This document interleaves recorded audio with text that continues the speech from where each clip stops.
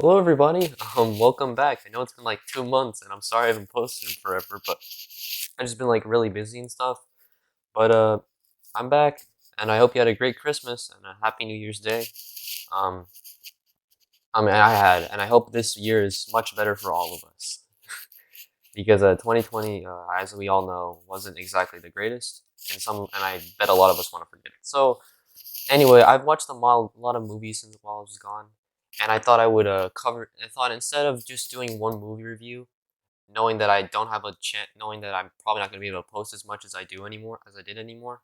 I thought why not just do three movies and just one quick review? Because to be honest, I don't have much to say about any of them.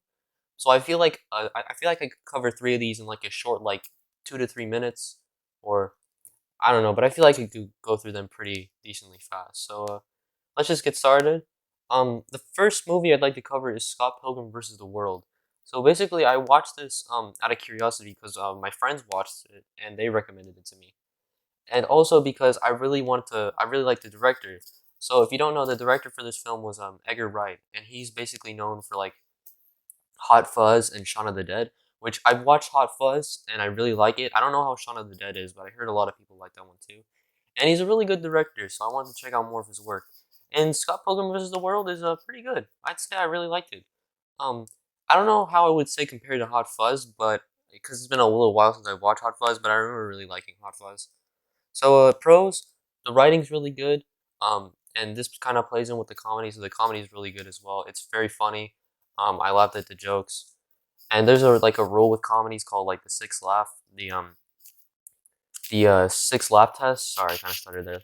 Where basically, if a movie makes you laugh at least 6 times, it's basically a comedy, and I'd say it passes. And I really like the art direction, so it kind of compares, like I would say like they were. This is based off a graphic novel, if you didn't know. So they kind of like implemented elements of graphic novels into the movie, and like what made them unique. And I thought it was pretty cool. I can't say how accurate they were because I never actually read the graphic novels, so I'm just kind of going off of this based off the movie itself. But I didn't mind them, to be honest. But this does kind of play in with one of the cons of the film, which is basically it does kind of feel dated at points. Like some parts will make you kind of might make you a little cringe, but I kind of learned to deal with them, and I think it's made up for the good writing and everything.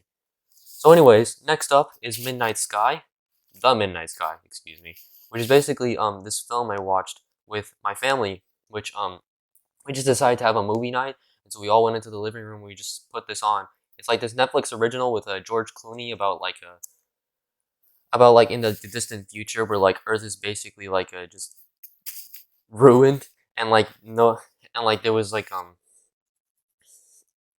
and uh and there was like this few people who were trying to find like another planet and everything.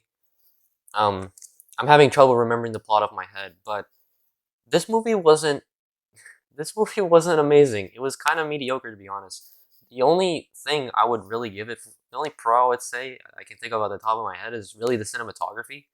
Like I have to give this movie that it was very beautiful. Like every scene was shot very well, and I thought it was done incredibly well. Like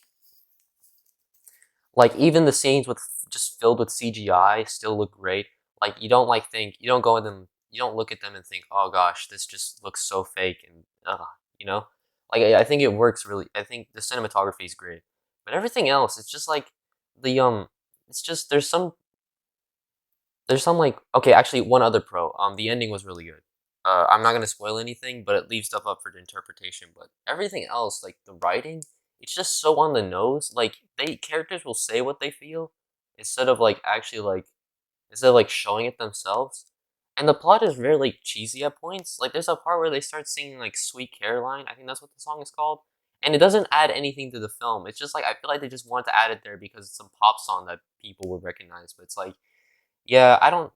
It's an okay film, like, but it's just I wouldn't recommend it, and it's probably the worst one out of the three I'm actually going over here. So, next up is Casino Royale. So this one is actually I've actually really wanted to watch the James Bond films because the only one I've ever watched is Spectre, and I watched it a long time ago. And I don't exactly remember too much about it, but so I can't really give my opinion on that. But I decided to watch Casino Royale, the first James Bond movie with Daniel Craig, and I really liked it. The the action in this movie is so well done, and and Daniel Craig as James Bond is really good too. Like it's just so cool, you know. Like and like the and just I'd really recommend it. And this video is kind of getting too long, but I highly recommend it. It's like it's very well done. So anyway, thank you everybody. I'm sorry I've been gone for so long. Hope I didn't I hope I didn't scare you thinking I was like dead or something. But yeah, I'm back, and I hope I can post a little more often.